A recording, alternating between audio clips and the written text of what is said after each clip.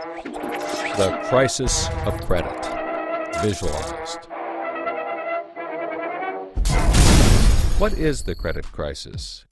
It's a worldwide financial fiasco involving terms you've probably heard like subprime mortgages, collateralized debt obligations, frozen credit markets, and credit default swaps.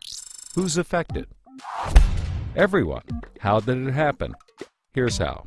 The credit crisis brings two groups of people together, homeowners and investors. Homeowners represent their mortgages, and investors represent their money. These mortgages represent houses, and this money represents large institutions like pension funds, insurance companies, sovereign funds, mutual funds, etc. These groups are brought together through the financial system, a bunch of banks and brokers commonly known as Wall Street. While it may not seem like it, these banks on Wall Street are closely connected to these houses on Main Street.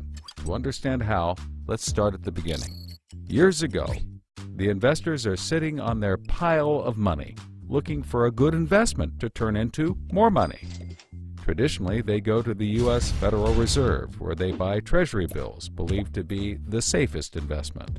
But in the wake of the dot-com bust in September 11th, Federal Reserve Chairman Alan Greenspan lowers interest rates to only 1% to keep the economy strong. 1% is a very low return on investment, so the investors say, no thanks. On the flip side, this means banks on Wall Street can borrow from the Fed for only 1%. Add to that general surpluses from Japan, China, and the Middle East, and there's an abundance of cheap credit. This makes borrowing money easy for banks and causes them to go crazy with leverage. Leverage is borrowing money to amplify the outcome of a deal. Here's how it works. In a normal deal, someone with $10,000 buys a box for $10,000. He then sells it to someone else for $11,000.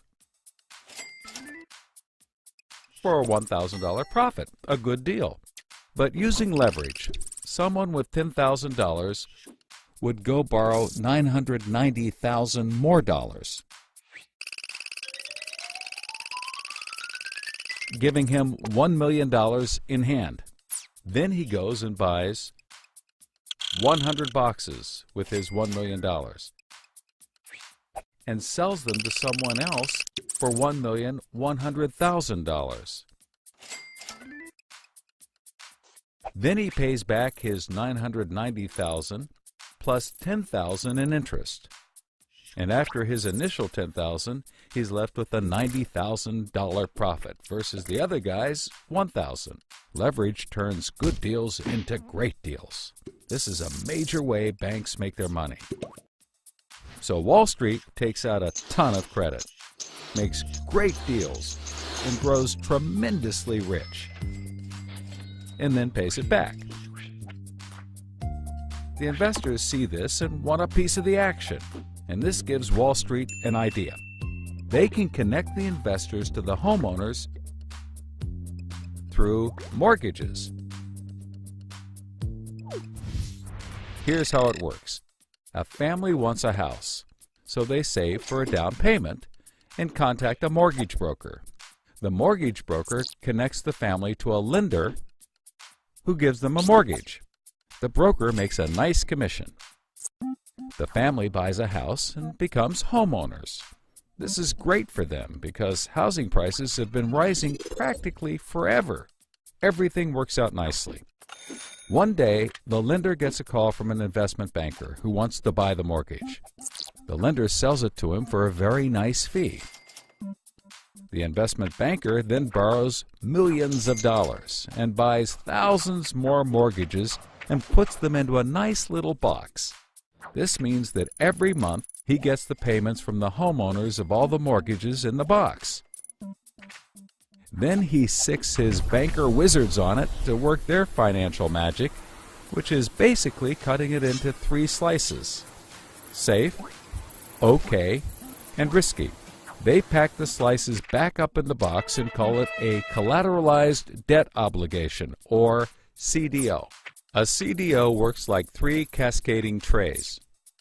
as money comes in, the top tray fills first, then spills over into the middle, and whatever is left into the bottom. The money comes from homeowners paying off their mortgages. If some owners don't pay and default on their mortgage, less money comes in and the bottom tray may not get filled.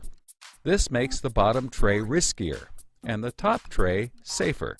To compensate for the higher risk, the bottom tray receives a higher rate of return, while the top receives a lower, but still nice return. To make the top even safer, banks will insure it for a small fee called a credit default swap. The banks do all of this work so that credit rating agencies will stamp the top slice as a safe, AAA rated investment, the highest, safest rating there is. The OK slice is BBB, still pretty good, and they don't bother to rate the risky slice. Because of the AAA rating, the investment banker can sell the safe slice to the investors who only want safe investments.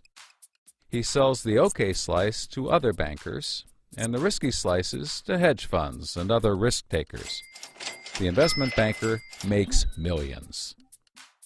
He then repays his loans. Finally, the investors have found a good investment for their money, much better than the 1% Treasury bills. They're so pleased they want more CDO slices. So the investment banker calls up the lender, wanting more mortgages. The lender calls up the broker for more homeowners, but the broker can't find anyone. Everyone that qualifies for a mortgage already has one, but they have an idea.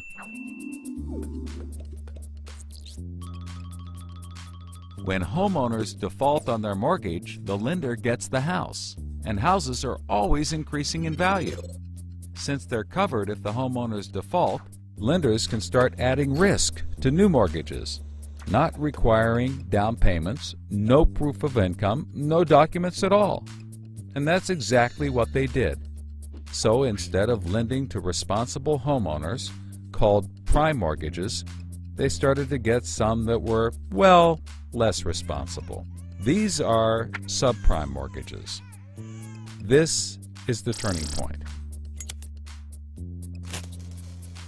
So, just like always, the mortgage broker connects the family with a lender and a mortgage, making his commission. The family buys a big house. The lender sells the mortgage to the investment banker, who turns it into a CDO and sells slices to the investors and others. This actually works out nicely for everyone and makes them all rich. No one was worried because as soon as they sold the mortgage to the next guy, it was his problem.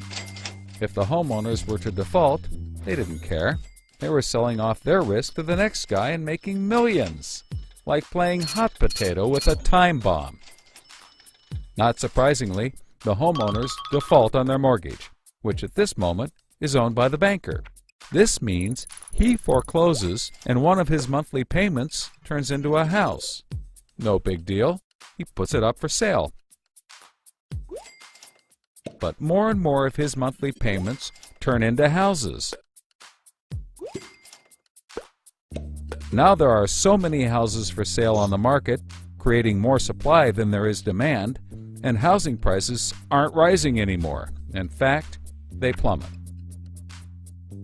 This creates an interesting problem for homeowners still paying their mortgages. As all the houses in their neighborhood go up for sale, the value of their house goes down, and they start to wonder why they're paying back their $300,000 mortgage when the house is now worth only $90,000. They decide that it doesn't make sense to continue paying, even though they can afford to, and they walk away from their house. Default rates sweep the country, and prices plummet. Now the investment banker is basically holding a box full of worthless houses. He calls up his buddy the investor to sell his CDO, but the investor isn't stupid and says, no thanks. He knows that the stream of money isn't even a dribble anymore. The banker tries to sell to everyone, but nobody wants to buy his bomb. He's freaking out because he borrowed millions, sometimes billions of dollars to buy this bomb, and he can't pay it back. Whatever he tries, he can't get rid of it. But he's not the only one. The investors have already bought thousands of these bombs. The lender calls up trying to sell his mortgage, but the banker won't buy it, and the broker is out of work. The whole financial system is frozen, and things get dark.